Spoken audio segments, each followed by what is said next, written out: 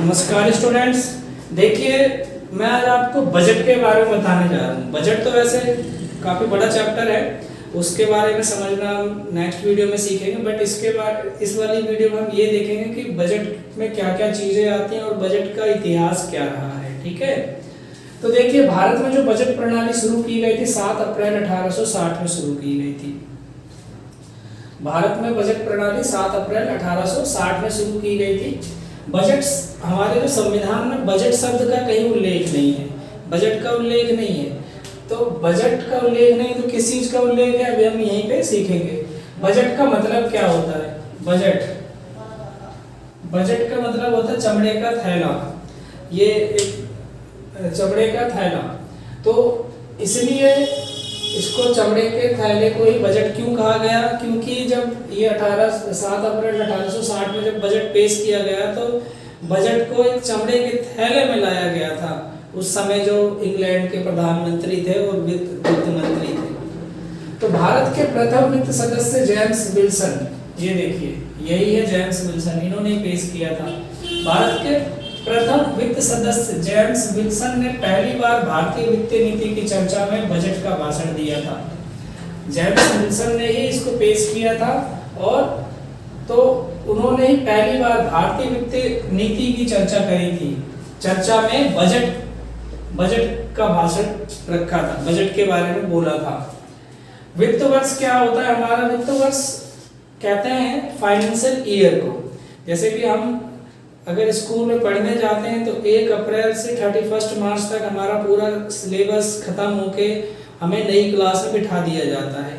तो वही होता है यहाँ पे वित्त वर्ष भी, 1 अप्रैल से लेकर 31 मार्च तक, ठीक है, वित्त वर्ष कहलाता है।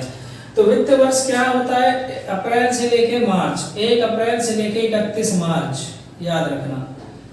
1860 में इसको चेंज किया गया था, 1867 में इसको चेंज करके वित्त वर्ष क्या बनाया गया था? 1 अप्रैल से 31 मार्च तक मार्च बनाया गया था। लेकिन अब कहा जा रहा है कि चेंज करेंगे, 1 जनवरी से करेंगे, ये देखते हैं क्या होता है। लेकिन इस 1867 से पहले वित्त वर्ष हमारा 1 मई से 30 अप्रैल तक हुआ करता था। 1 मई से 30 अप्रैल हुआ करता था, ठीक है। फिर उसके बाद यहाँ पे देखते हैं कि 1924 में एक वर्ग समिति के सुझावों के आधार पर रेलवे बजट को अलग किया गया। पहले क्या होता था? बजट एक साथ ही पेश किया जाता था, लेकिन 1924 में 1924 को एक वर्ग कमेटी आई। एक वर्ग कमेटी के सुझाव से क्या किया गया कि रेलवे बजट को अलग कर दो। रेलवे बजट को अलग क्यों कर दो?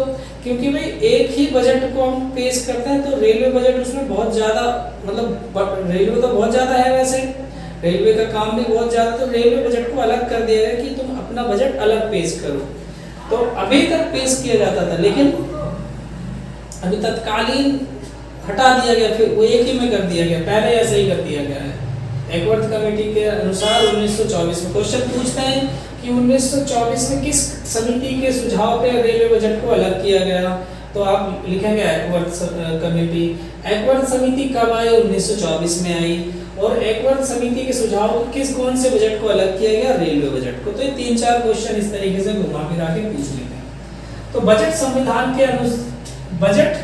संविधान के किस अनुच्छेद में? 112 अनुच्छेद में वार्षिक वित्तीय विवरण के नाम से प्रस्तुत किया गया है। इसमें ये नहीं लिखा गया कि बजट प्रस्तुत करना है। यहाँ पे अनुच्छेद, भारतीय संविधान के अनुच्छेद 112 में उसका नाम दिया गया वार्षिक वित्तीय विवरण, बोला गया वार्षिक वित्तीय विवरण, ठीक है। तो वार्षिक वित्तीय विवरण का मतलब क्या है कि भाई 1 साल के अंदर या 1 साल में जो भी आपकी इनकम और खर्चे हैं उसका विवरण दो। वित्तीय विवरण का मतलब क्या होता है? वित्तीय विवरण का मतलब पैसे से संबंधित विवरण, खर्चे और इनकम का विवरण। जैसे कि हमारे घर में 1 महीने में कितना खर्चा होता है और कितनी इनकम आती है, उस विवरण को वित्तीय विवरण कह सकते हैं। इसी तरह सरकार के 1 वर्ष के अंदर जो योजनाएं होती हैं कि कहां से पैसा आएगा और कहां पैसा लगाएंगे, उस विवरण को हम वार्षिक वित्तीय विवरण कहते हैं। प्रस्तुत कौन करता है इसको? वित्त मंत्री प्रस्तुत करता है और फरवरी के अंतिम कार्य दिवस पे प्रस्तुत किया जाता है। लेकिन किया जाता था बोलूंगा मैं, क्योंकि अब चेंज कर दिया गया। अब देखो यहाँ पे वित्त मंत्री करता है, लेकिन ये जरूरी नहीं है कि वित्त मंत्री करे।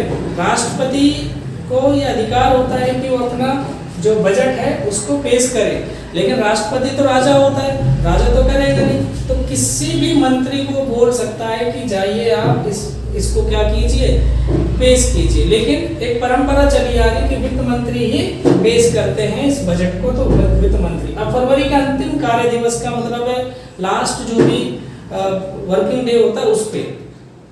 लेकिन अब इन्होंने जो बीजेपी सरकार है, अभी तत्कालीन सरकार है, उसने क्या कर दिया है, इसको बदल के 1 फरवरी को ही कर दिया है। ये बनना कब शुरू हो जाता है, नवंबर में बनना शुरू हो जाता है तुम्हारा। नवंबर से नवंबर, दिसंबर, जनवरी, फरवरी में तो पेश करना होगा, तो नवंबर, दिसंबर, जनवरी 3 महीने में बनता है, और बनते बनते फिर ये फरवरी में पेश किया जाता है। पहले यहाँ पे अंतिम कार्य दिवस पे होता था, लेकिन अब पहली तारीख को ही आप पेश कर सकते हैं, पेश करते ही हैं। अगर 1 को संडे है तो फिर नेक्स्ट डे कर देंगे, 2 फरवरी को पेश करेंगे। देखिए यहाँ पे आर के षणमुखम चेट्टी 26 नवंबर 1947 स्वतंत्र भारत के केंद्रीय बजट को पेश करने वाले पहले वित्त मंत्री कह सकते हो, क्योंकि उस टाइम वित्त मंत्री इन्हीं को बना दिया गया था, या इन्होंने ही पेश किया था। तो यहाँ पे स्वतंत्र भारत का याद रखना, स्वतंत्र भारत और गणतंत्र भारत 2 तरह के से क्वेश्चन पूछते हैं कि स्वतंत्र भारत का केंद्रीय बजट पेश करने वाले मंत्री कौन थे, और गणतंत्र भारत का केंद्रीय बजट प्रस्तुत करने वाले मंत्री कौन थे, उसमें कंफ्यूज मत होना। तो 26 नवंबर 1947 को स्वतंत्र भारत का केंद्रीय बजट पेश करने वाले आर के षणमुखम चेट्टी थे। फिर योजना आयोग भी इसमें बनाया गया। योजना आयोग क्या होता है कि योजनाओं को बनाया जाता है इसमें, ये बजट का ही एक हिस्सा है, योजना बनाई जाती है इसमें। योजना क्या योजना कि किस योजना के तहत कितना पैसा खर्च होगा, और कौन सी योजना हमें बनानी है, किसके लिए बनानी है, भारत के किन लोगों के लिए बनानी है, और भारत के किस हिस्से में ये योजनाएं बनानी है। योजनाओं को बनाने का काम योजना आयोग का होता है। ये जॉन मथाई थे उस समय वित्त मंत्री, लेकिन अब ये 2015 में इसको नीति आयोग बना दिया गया, ठीक है। योजना आयोग का नाम बदल के नीति आयोग बना दिया गया है, याद रखना। 2015 में इसका नाम बदल दिया गया है। सीडी देशमुख, ये देखो ध्यान से, सीडी देशमुख 1951 और 52 में आरबीआई के प्रथम गवर्नर थे, और अंतरिम बजट प्रस्तुत किया था इन्होंने। सीडी देशमुख कौन थे, 1951 और 52 के आरबीआई के प्रथम गवर्नर थे। प्रथम गवर्नर अगर कोई पूछता है आरबीआई का प्रथम गवर्नर कौन था, सीडी देशमुख थे। और अंतरिम बजट पेश किया था। अंतरिम बजट क्या होता है, इंटरिम बजट भी कहते हैं इसको इंग्लिश में। अंतरिम बजट वो बजट होता है जो चुनाव के समय प्रस्तुत किया जाता है।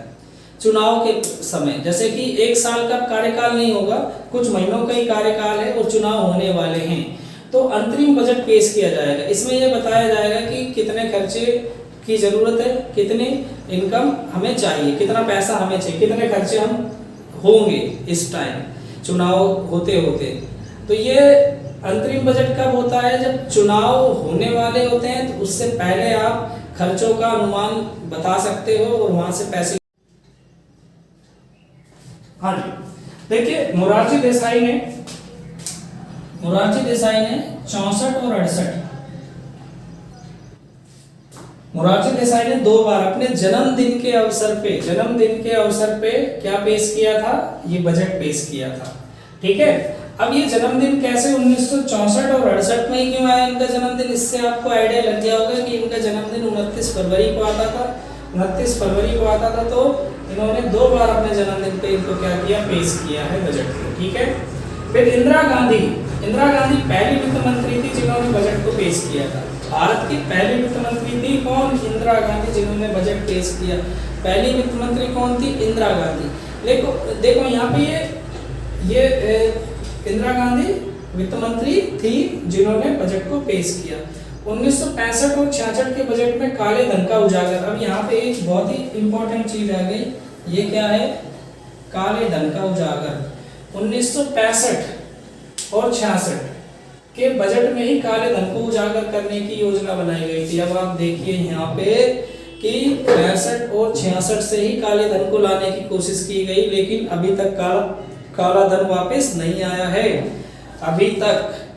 देखिए कम, और ये कहते हैं कि सिर्फ काला धन बीजेपी सरकार नहीं, ये तो बहुत पहले से चल रहा है, ठीक है। देखिए ध्यान से, जब ये बजट छपता है तो कहाँ छपता है, बजट की छपाई नॉर्थ ब्लॉक में होती है। नॉर्थ ब्लॉक का मतलब यहाँ दिल्ली में नॉर्थ ब्लॉक है, वहाँ पे होती है, और ये 1980 से होती आई है। इससे पहले वहीं के प्रेस में होती थी, फिर वो लीक होने की संभावना हुई, होने लगे, तो इससे भी 1980 में नॉर्थ ब्लॉक में इसको छापने लगे, और वहाँ के कर्मचारियों को, वहाँ के जो कर्मचारी होते हैं उन कर्मचारियों को एक सप्ताह पूर्व मंत्रालय में ही रहना होता है, और इनको संचार का कोई माध्यम नहीं दिया जाता। मतलब बजट जब बनता है तो आपको जो भी वो उस बजट को छापने वाले जो कर्मचारी होंगे, उन कर्मचारियों को वित्त मंत्रालय में, यहाँ पे मंत्रालय लिखा है मैंने, बस इसका मतलब वित्त मंत्रालय में ही रहना होता है, और उनको न फोन दिया जाता है, न बाहरी दुनिया से बिल्कुल अलग कर दिया जाता है कि आप किसी के कांटेक्ट में ना आ सके। क्यों ना आ सके? क्योंकि जब ये बन चुका होता है तो इसके लीक होने की संभावना होती है, ठीक है। अब देखते हैं इधर प्रणब मुखर्जी वित्त मंत्री बने थे। प्रणब मुखर्जी ने, अगर मैं बात करूं मोरारजी देसाई के बाद, तो प्रणब मुखर्जी दूसरे ऐसे वित्त मंत्री थे जिन्होंने सबसे ज्यादा बार बजट को पेश किया। देखो 1982, 83, 84 और 84, 85, ठीक है, इतने बार इन्होंने बजट को पेश किया।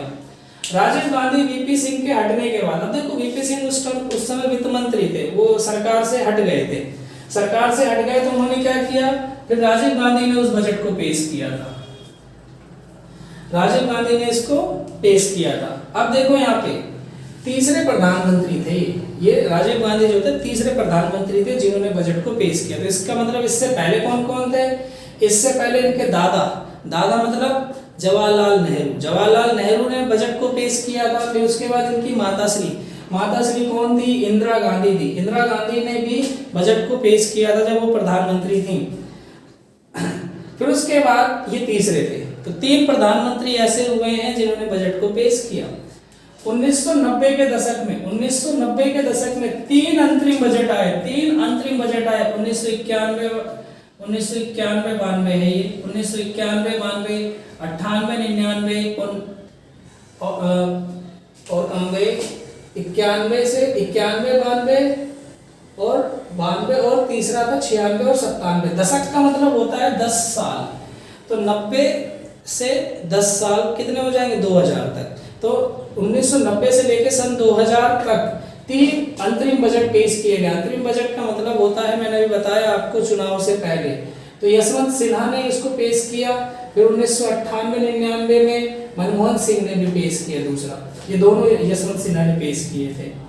पी चिदम्बरम आयात निर्यात नीति। अब देखो ये आयात निर्यात नीति 1991 आते आते ग्लोबलाइजेशन शुरू हो गया। तो आयात निर्यात मतलब विदेशों से हमारा आयात निर्यात शुरू हो गया।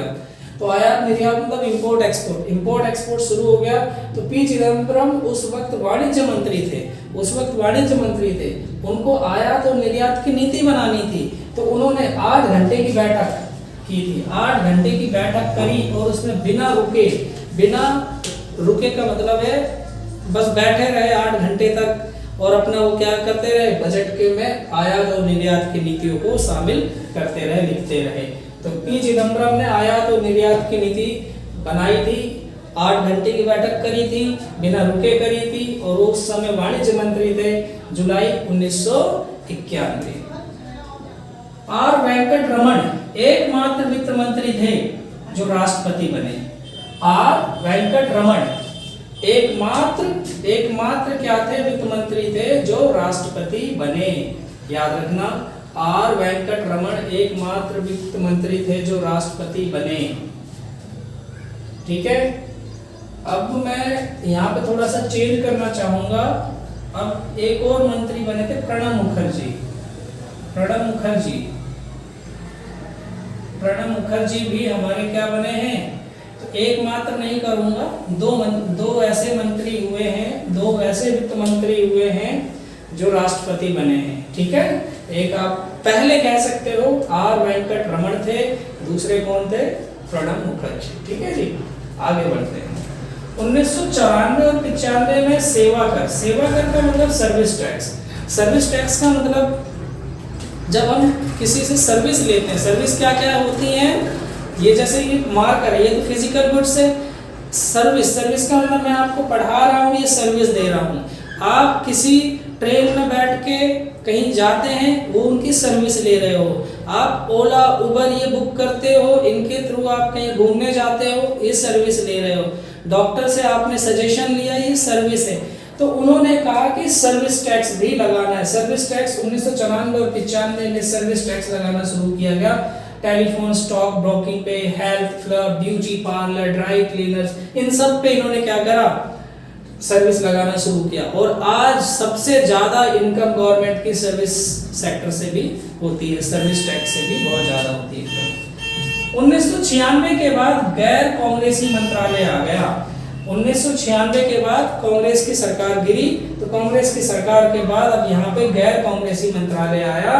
पी चिदम्बरम जो थे वित्त मंत्री बने, तमिल मनीला कांग्रेस पार्टी के थे। ये तमिल मनीला कांग्रेस पार्टी के थे, याद रखना। 1996 के बाद गैर कांग्रेसी मंत्रालय आया जिसमें पी चिदम्बरम थे, तमिल मनीला कांग्रेस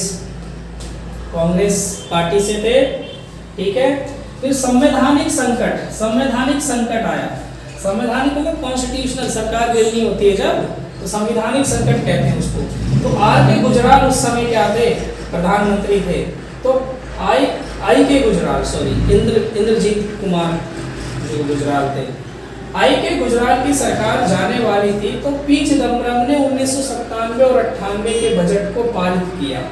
इसमें क्या किया इन्होंने, 1997-98 में बजट को पारित किया। और इस बजट में कोई बहस नहीं की गई और एक विशेष सत्र बुलाया गया कि आओ हमें बजट बनाना है, क्योंकि गवर्नमेंट क्या होने वाली, गिरने वाली है, तो हमें क्या पेश करना, बजट बना के बताना है। तो ये हमने बजट बनाया। तो आई होप आपको जो मैंने इतना बताया, आपको बजट के बारे में कुछ समझ आया होगा। बहुत कुछ तो आप जानते ही हैं, थोड़ा सा मैंने और उसमें बढ़ाने की कोशिश करी है। ठीक है, तो आप लोग क्या करेंगे, इनको देखेंगे, अच्छे से समझेंगे और अपने नॉलेज को और इनहेंस करेंगे। मैं सेकंड वीडियो में आपको बजट के टाइप्स लेके आऊँगा, बजट कितने प्रकार के होते हैं, बजट को हम बजट कितने प्रकार के होंगे और बजट में नीति आयोग का क्या रोल होता है। ठीक है, थैंक यू।